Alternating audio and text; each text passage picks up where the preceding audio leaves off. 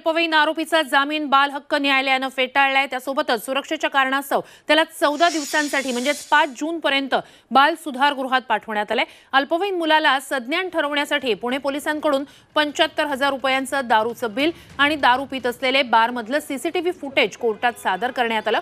Cosy आणि black या दोन्ही पबचं एकूण 75,000चं बिल कोर्टासमोर सादर करण्यात आलं। दारूचं बिल भरताना ऑनलाईन पेमेंट करण्यात आलेलं होतं, त्याचेही पुरावे पोलिसांनी कोर्टात दिले।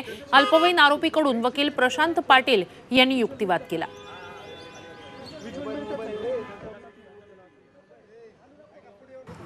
आज ऑनरेबल कोर्टाने असे ऑर्डर्स दिलेले आहेत की child in conflict in law याला 5 जून 2024 पर्यंत आज रिहॅब होममध्ये ठेवण्याचे आदेश झालेले आहेत। हे जे रिहॅबिलिटेशन होम आहे हे ज्युव्हेनाइल जस्टिस ॲक्ट प्रमाणे काही गाईडलाईन्स आहेत सुप्रीम कोर्ट आणि हायकोर्टच्या, त्या ॲक्टप्रमाणे हे आज त्यांचं डिटेन्शन झालेलं आहे। आम्ही ह्या ऑर्डरला चॅलेंज करायचं का नाही याच्यासाठी जे आमचे पक्षकार आहेत त्यांच्याशी उद्या संध्याकाळी सविस्तर चर्चा करू आणि मग त्याच्यानंतर ठरवू।